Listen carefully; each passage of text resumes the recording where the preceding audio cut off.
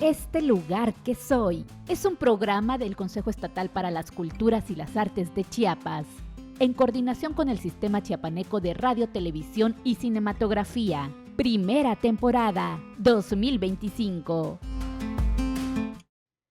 Hola, ¿qué tal, amigas, amigos? Bienvenidos aquí a este lugar que soy, este programa que visibiliza a las personas a través de Voces de la Cultura, que es nuestro eslogan. Ya saben que este programa hace referencia, este nombre, a uno de los poemas de Rosario Castellanos en este 2025, que es el centenario de Rosario Castellanos. Misterios gozosos, así se llama ese poema en el que habla de este lugar que soy. Y bueno, también habitamos este gran estado de Chiapas y el día de hoy estoy muy acompañada, muy bien acompañada de una personalidad o un personaje que es muy reconocido, no nada más en Chiapas, sino a nivel nacional. Él es un maestro que se ha desenvuelto mucho en la academia, platica mucho y está muy pues al tenor de cómo la historia, por ser el director del Archivo General del Estado de Chiapas, el maestro Carlos Román. Bienvenido aquí a este lugar que soy, maestro. Muchas gracias, Guadalupe. Vamos a hablarnos de tú. Vamos a hablarnos porque me de cuesta tú. mucho trabajo hablar de usted. En Chiapas se habla de vos, además. Hablamos de vos entonces, Así. ¿está bien? Muy y bien. Bueno, un poco estudiando, descubriendo quién es Carlos Román, me doy cuenta que nació en Veracruz. Nací en Veracruz, crecí en la Ciudad de México, pero así como decía Chabela Vargas, que los mexicanos, ella era costarricense. Nacemos donde queremos. Los mexicanos nacemos donde queremos. Yo me federé voluntariamente a Chiapas, por decirlo Muy de bien, alguna ¿se manera. anexó? Y además tengo una vinculación, como decía Borges en el poema para el I Ching, el porvenir es tan irrevocable como el rígido ayer. Yo nací en 1962 y en 1964 Rosario Castellanos, de quien bien dices, festejamos su centenario, publicó Los Convidados de Agosto, un libro con 4 pequeños cuentos. Las amistades efímeras, el vals, no me acuerdo cómo se llama el vals, el propio Los Convidados de Agosto y el viudo Román. Y resulta que el viudo Román se llama como yo, Carlos Román. Y además soy viudo. Entonces, al final, el destino me alcanzó en Chiapas para tener esta afinidad, ese vaso comunicante con Rosario. Pero a ver, entonces, Carlos Román nace en Veracruz, se vive en la Ciudad de México. Crecí en la Ciudad de México, nací en Perote, Veracruz, que es un pueblo alteño, es un pueblo frío.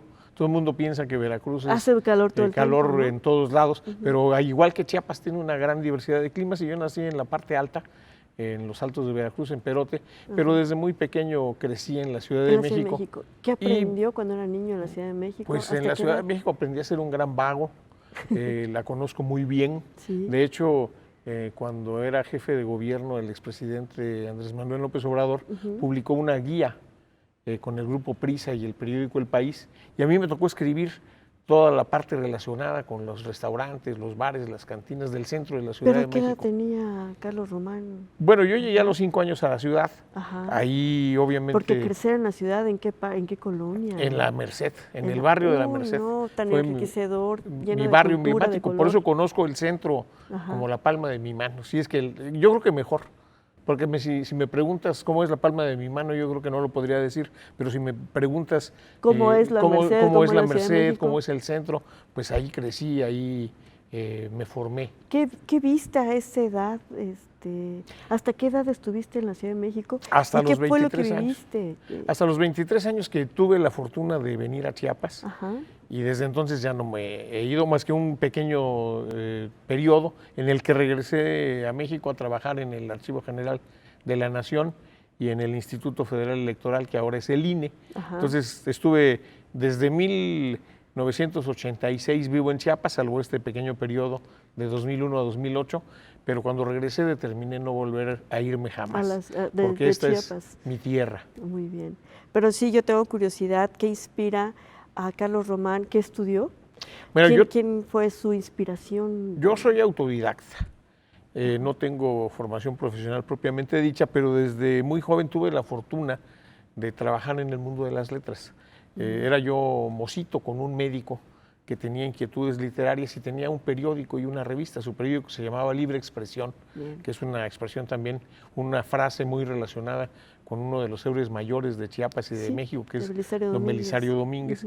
Y tenía una pequeña revista que se llamaba Panorama Médico. Entonces, él me rescató de la vagancia. Yo era un chamaco que andaba en la calle y él me llevó a trabajar con él y me enseñó a corregir las pruebas. En ese tiempo de plano no había, como ahora, publicaciones hechas por computadora, todavía se hacían las cosas por linotipo. Entonces me enseñó a corregir las pruebas de galera y me iba yo caminando desde República del Salvador y 5 de febrero hasta la Colonia Guerrero a llevar las correcciones. Entonces todavía tuve la fortuna de conocer la prensa plana, los tipos móviles, y a hacer la corrección. Un día llegué con las correcciones y me dijo don Antonio del Valle, que era el dueño de la imprenta, fíjate que mis chalanes es lunes. No han llegado. Pues es al lunes, entonces están descuidando aquí en la Reforma del Pato y no tengo quien me haga las correcciones. Digo, pero a mi patrón le urge. Entonces me enseñó cómo cambiar las letras. Además, lo curioso es que donde se colocan los plomos está doblemente invertido.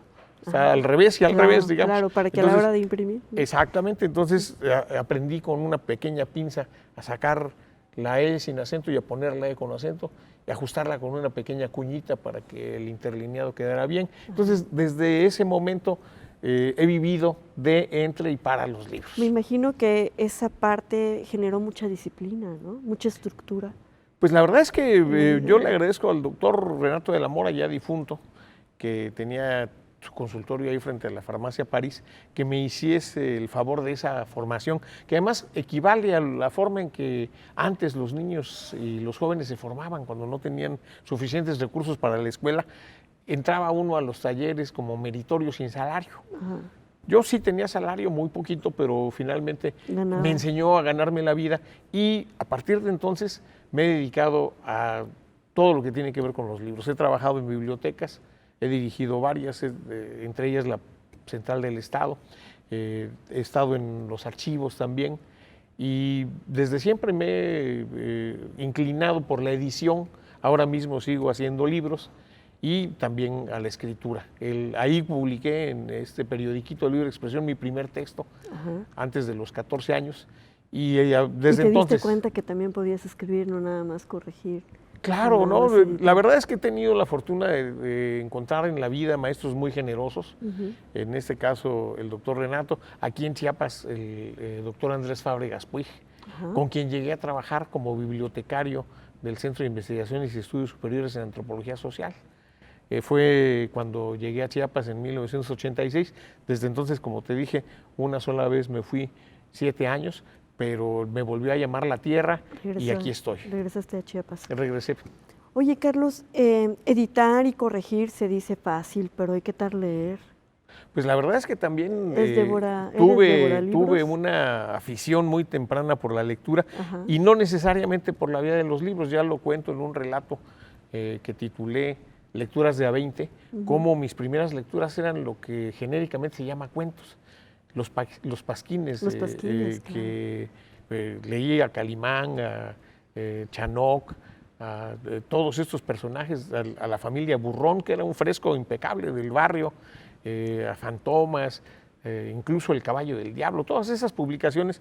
Y cuando me mandaban a las tortillas, por eso le llamé Lecturas de A20 este cuento, porque había la posibilidad, los cuentos estaban $1, pero por $1.20 podías alquilarlos. Entonces, en lo que yo estaba haciendo la cola, alquilaba 2 o 3 libros, adquirí una gran velocidad para leer y ahí me aficioné. Luego mi hermana mayor entró a la preparatoria, al CCH, y ahí comenzó a llevar libros a la casa. Yo conocía el único libro que había leído, aparte de los libros de texto gratuitos, en los que también a mí me ha tocado impartir cursos de fomento al hábito de la lectura en las escuelas normales, en distintos sitios, y a veces los maestros se quejan de la falta de libros. Y yo siempre he ponderado el libro de texto gratuito mexicano como una fuente extraordinaria de conocimientos para la lectura. Entonces, aparte de eso, bueno, en mi casa estaba Rosas de la Infancia, un libro que se utilizó en la educación básica en las décadas de los 30 y los 40, y que, bueno, pues era el libro de lecturas de los niños de entonces, y era el único libro que tenía porque mi padre, que llegó hasta tercero de primaria, lo utilizó como su libro de texto. Entonces fue, digamos, el primer libro con el que yo tuve acercamiento, luego los cuentos, y ya después mi hermana Marcela llevaba libros a casa, y no hay mejor manera de acercarse a la lectura que aquella que te comparten los amigos. Cuando un amigo te recomienda, te sugiere, te presta o te regala un libro, te está abriendo una puerta y unos senderos inagotables. Entonces, yo me amisté con sus compañeros, yo soy varios años menor que ella, pero a partir de entonces brinqué de los cuentos a los libros y no he dejado jamás de estar entre ellos. De los libros como novelas, ¿quién te inspira o qué en esa edad o en ese tiempo, qué autores fueron los que más Fíjate que el primer libro que vida? recuerdo haber leído ya en esta nueva adquisición, que fue el hábito de leer, un problema muy lamentable en nuestro país y en nuestro estado es la falta de lectura. Sí. Ahora el gobernador ha emprendido un programa extraordinario que se llama Chiapas Puede, para alfabetizar a 500,000 chiapanecos y chiapanecas, un poco más, que no saben leer y escribir. Pero lo más lamentable es que aquellos que adquirieron la habilidad de decodificar el alfabeto no lo hacen. O sea, en México tenemos un promedio de libros leídos por per cápita de 3.2 libros al año. Y si hiciésemos una estadística fina, yo estoy seguro de que en Chiapas la cifra es menor, lamentablemente. Sí. Entonces tenemos que fomentar el hábito de la lectura, y pues eso se da, en mi experiencia, estoy seguro de que la frase de Mark Twain es irrevocable, irrefutable. Él decía que si tú sientas a un gato en una estufa caliente, el gato no se va a volver a sentar en la estufa, aunque esté fría. Entonces el problema que ocurre regularmente es que en la escuela nos enseñan la lectura como una obligación, cuando creo que lo mejor es encontrarla como un placer, como un privilegio. Quien no lee vive una sola vida, la propia. ¿Pero quién es tu autor favorito? Bueno, tengo una caterva de autores, pero un libro que fue para mí clave fue la autobiografía de Jack London, que se llama Martín Eden. En ella precisamente cuenta London una historia paralela. Yo creo que algunas historias se repiten como tragedia y luego como comedia. London platica cómo él, de ser un marinero salvaje que prácticamente no tenía ningún acercamiento a la cultura ni a la formación académica, eventualmente aprendió a leer por una razón además muy importante, que es el amor. Él relata en Martín Eden cómo le salva la vida a un joven rico de Oakland y cómo él lo lleva a su casa y cómo la hermana, que era muy bella, le recita un verso de Swinburne. Entonces, a partir de ese instante, él se enamora de la lectura, comienza a leer y descubre que la única manera de acercarse al objeto del deseo es escribiendo. Qué increíble. Y lo hace de una manera tan extraordinaria que eventualmente, con libros como Los cuentos de los mares del sur o Colmillo Blanco, se convierte muy rápidamente en un escritor famoso. Y el final de la novela no coincide exactamente con el final de la vida de London, pero lo anticipa. O sea, él decide, cuando se da cuenta de la frivolidad y de las banalidades del mundo, de la hoguera de las vanidades que tiene que ver a veces con el éxito, decide irse a los mares del sur, de donde ya había escrito, a comprar una isla, y en medio del océano entra al camarote del capitán, abre un libro y encuentra precisamente el verso que lo había inducido a la lectura. ¿Qué te parece si lo dejamos así en pausa y regresamos para escuchar ese verso? Porque todo se mueve desde el amor. Regresamos, vamos a una pequeña pausa. Y bueno, estamos de regreso aquí en este lugar que soy. Estamos platicando con el queridísimo, admirado y bueno, respetado Carlos Román, el director del Archivo General de aquí, del estado de Chiapas. Y bueno, estábamos platicando cómo el amor mueve montañas. ¿Cómo no? Sí, al final concluyo la anécdota del libro en la que Martín Eden, que es el nombre que se atribuye London en esta autobiografía, al verificar las banalidades del mundo, esa hoguera de las vanidades que está correlacionada con el éxito, como había dicho, en el camino hacia los mares del sur reencuentra aquel verso de Swinburne que lo había acercado a la literatura y decide arrojarse al mar. No muere así London, pero al final es parte de lo que él vivió, vaticina su propia muerte. Entonces, bueno, es un libro que a mí me marcó porque, como todos los adolescentes, estaba lleno de confusiones, de dudas y tal. Y lo que decidí en ese momento, cuando terminé de leer por primera vez ese libro, una cosa muy importante para los lectores es la relectura. Así como hay aficionados a ver 20 veces una sola película, releer es un privilegio porque además recuerdo una anécdota que platicaba, o una manera de entender la lectura de Mario Vargas Llosa. Dice: yo cuando leí por primera vez Los hermanos Karamazov, era el joven Alexei Karamazov, era el héroe, era el revolucionario, era el que quería cambiar el mundo. Cuando crecí me parecía más al hermano, al Pope, al hombre ya más mesurado, más tranquilo. Dice: ahora que soy viejo descubro con horror que soy el tirano, el padre de los Karamazov. Entonces, cada vez que uno lee un libro, tiene una manera y una perspectiva para cuando se encuentra con su mensaje. Y si lo vuelves a leer, obviamente el libro no será el mismo porque tú ya no eres el mismo. Entonces la lectura tiene esa virtud, ese privilegio, esa posibilidad de que te revela diferentes mundos, diferentes vidas, y que además tienes esa oportunidad de volver a encontrarte con ellas. Claro, un amigo que también se dedica mucho a leer decía que a veces no se necesita salir de un espacio, ¿no? De ese lugar que habitan, porque se transforman o se trasladan a través de un libro, de las narraciones. Sí. Y bueno, y en esto ha sido satisfactorio tu papel profesionalmente, porque ¿qué te lleva o quién te invita a formar parte del archivo y también de editar? Bueno, de hecho, como editor he tenido varias etapas, varios momentos. Ahora mismo puedo anunciar que estamos por lanzar el primer volumen de la Biblioteca de los Pueblos Indígenas.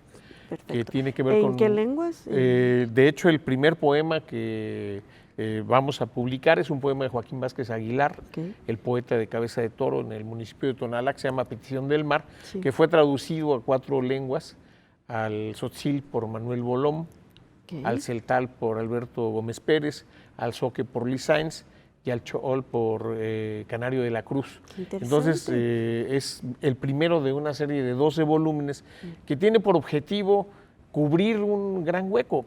Si nosotros queremos que los habitantes de los pueblos originarios lean, tenemos que allegarles su libros. Lengua. Exactamente, en su lengua. Y de hecho, esta biblioteca tiene 2 objetivos. Por un lado, acercarles, en ese primer caso, a la literatura chiapaneca.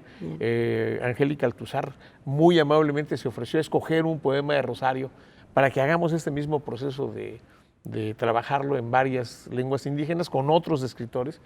Ahora yo lo que he comprobado, y no solo como autor, sino como editor, es precisamente que estamos viviendo una eclosión de la cultura indígena que estuvo durante muchos años rezagada, olvidada, ignorada. Y a partir de 2 momentos importantes, uno de ellos la presencia del doctor Andrés Fábregas Puig al frente del Instituto Chiapaneco de Cultura y del doctor Jacinto Arias Pérez en Culturas Étnicas, se comenzaron a abrir espacios. La revista Nuestra Sabiduría, donde autores tan importantes hoy como Petrona de la Cruz, esta dramaturga tzotzil de Sinacantán, publicó, junto con muchos otros, y después la creación del Centro de Lengua, Arte y Literatura Indígena, el CELALI, que es además el único acuerdo de la RAINSAR que se cumplió. Entonces, merced a estas transformaciones, hoy estamos viviendo la eclosión de una literatura del arte, o sea, en materia de pintura, pues hay grandes pintores indígenas, música, cine, hasta cine. Pues, aparte de y el rock, no se diga, ya 30 años que acaba de cumplir. El grupo Amacashim de Sonora está cumpliendo 30 años, y el año próximo Sacsebul de Sinacantán. De hecho, con el maestro Enrique Pérez López, ahora secretario académico de la UNICACH, y con Damián Martínez, que es el fundador de esta banda de rock sinacanteca Sacsebul, organizamos el Batsifest, que fue uno de los primeros festivales de rock indígena y que ahora pues han trascendido y que tienen un valor. Hay gente que piensa, estuvimos el domingo con Angélica, con Fanny López, la rectora de la UNICACH, en el Tancoy,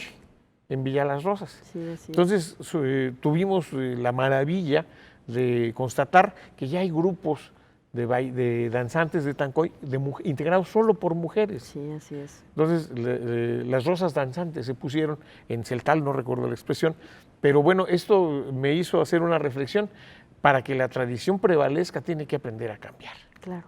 O sea, las tradiciones no son fijas, las culturas están en movimiento. Adecuándose quizá a lo que se está viviendo en el momento. Claro, pues es por las nuevas indispensable. generaciones, porque queremos que permanezca, pero hay que trasladar esa parte, la base, la raíz, ¿no?, de la cultura a las nuevas generaciones. Claro. Bueno, y volviendo al permanezca. tema de las ediciones, he tenido algunos otros momentos con el doctor José Martínez Torres, que es catedrático de la UNAS.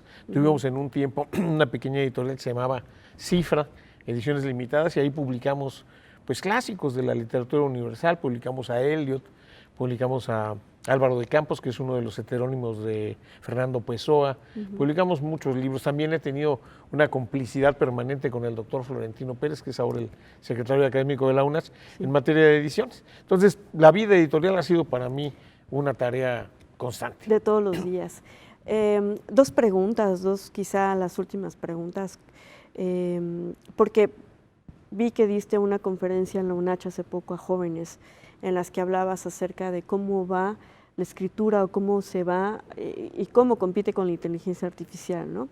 Entonces hablabas de que la escritura va a continuar, los libros van a continuar, pero de una forma diferente. Pues la verdad es que tenemos que adaptarnos a los cambios. La escritura misma implicó una revolución tecnológica. O sea, antes de que a los sumerios se les ocurriera registrar sus compraventas de una manera perenne, no había una forma de registrar todo el conocimiento humano. A partir de la invención de la escritura tenemos una plataforma, por decirlo en los lenguajes contemporáneos, que nos permite acopiar el conocimiento. O sea, la biblioteca de Alejandría, 2 veces incendiada, ahora vuelta a construir, pues es una reserva infinita de conocimiento. Y de hecho la escritura pues precisamente nos permite eso, fijar todas nuestras emociones, nuestros conocimientos, nuestras creencias para discutirlas con el futuro. Pero los soportes cambian. Después vino la imprenta, en el siglo XV vino la imprenta y también implicó una gran revolución tecnológica. Y ahora estamos viviendo también con la internet una nueva revolución con la inteligencia artificial. Entonces hay quien supone que eso implica el desplazamiento de los libros, el desplazamiento de la lectura. O de las personas. Y la verdad es que es un error. Bueno, primero hay que considerar que toda inteligencia artificial es alimentada por personas. Claro. O sea, todos los referentes de los cuales se toma información. Pero en algunos trabajos, ¿no? Pues la verdad es que te digo que es una revolución que nos está transformando. Y como editor, de hecho, en el caso de este libro que ya estoy anunciando, de A Petición del Mar, de Joaquín Vázquez Aguilar, va a tener un código QR. Y con ese código QR tú te vas a poder ir a hojear el libro en la pantalla, lo vas a poder bajar en PDF y vas a poder escuchar la voz de Joaquín, que grabó este poema, y la voz de los 4 traductores, porque esa es otra función de la Biblioteca de los Pueblos Indígenas, permitir que se registren las lenguas y que paulatinamente se vayan transformando en idiomas. De manera peyorativa se usa el término dialecto para hablar de las lenguas indígenas, no son dialectos, son lenguas, tienen un corpus completo gramatical, tienen un vocabulario, son completas en términos de comunicación. La diferencia entre una lengua y un idioma es que los idiomas tienen literatura. Y ahora podemos hablar de que las lenguas originarias de los 13 pueblos indígenas que hay en Chiapas se están convirtiendo rápidamente en idiomas, porque ya tienen una literatura propia. Además de las traducciones que estamos propiciando, por supuesto también hay que estimular a los autores indígenas que además están teniendo un enorme éxito. Miquel Ruiz con sus novelas, que además por primera vez estamos leyendo la versión de los propios pueblos sobre sus hechos históricos. Estamos viviendo una transformación que implica por primera vez en muchos siglos el reconocimiento de la pluralidad cultural, no como un problema, sino como un valor. Wow. Esa es la diversidad que representa Chiapas y eso es lo que a partir de estos medios, acabo también de leer una noticia extraordinaria, el MAM, que es una de las lenguas en mayor riesgo de desaparición por el escaso número de hablantes, acaba de construir una herramienta tecnológica mediante la cual puedes consultar el diccionario en mami en español. Entonces no hay que temerle a la tecnología, hay que aprender a usarla. Claro, aprender a usarla. Diríamos que esta es como tu máxima aportación a Chiapas profesionalmente hablando. Hablando de trascender, porque estás dirigiendo el archivo en donde se concentra toda la historia. Pues mira, la verdad es que ya tuve durante 11 años la fortuna de estar al frente del Archivo Histórico del Estado, que está en buenas manos, está en la UNICACH. De hecho, ahí se conserva documentación de 1605 a 1960, y aunque pertenece orgánicamente al propio Archivo General del Estado, es indudable que va a permanecer en la UNICACH porque ahí está bien cuidado, tiene un taller de restauración único en el sureste de México, tiene la mayor parte de su documentación está bien descrita, es decir, existen guías, inventarios y catálogos que permiten consultarla, tiene un rango de 3,000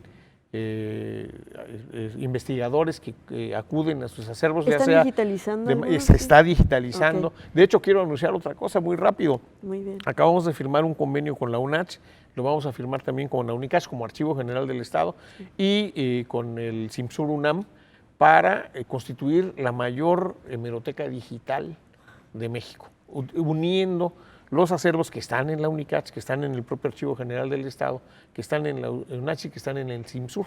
Entonces vamos a unir esfuerzos para permitir que cualquier persona pueda acceder a esta información en línea y de manera gratuita. Vamos a procurar que sea open access para que todo el mundo pueda acceder a esta información. Muy bien, pues muchísimas gracias, Carlos. La última pregunta, ¿cómo quiere ser recordado Carlos Román? Pues la verdad quisiera ser permanentemente olvidado. Yo creo que tenemos que ser capaces de entender que la vida es efímera, y voy a decirlo con un verso de Joaquín Vázquez Aguilar: no dejo más huella que la de mis pies en la arena del mundo.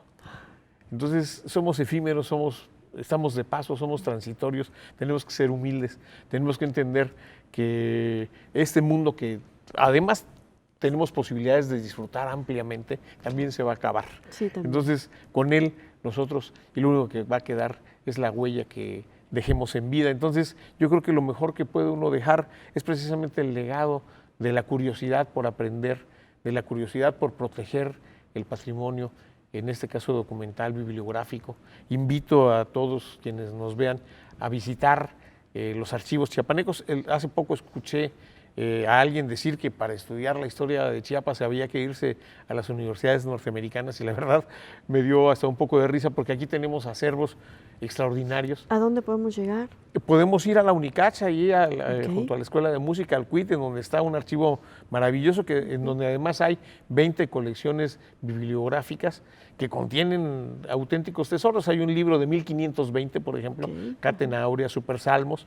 Hay un documento de 1605 que es el libro de Becerro del exconvento de Santo Domingo en San Cristóbal de las Casas, y hay muchísimos tesoros. Perfecto. El Archivo General del Estado también está a su disposición en el Centro Cultural Jaime Sabines, y bueno, tenemos una riqueza extraordinaria para dar y prestar.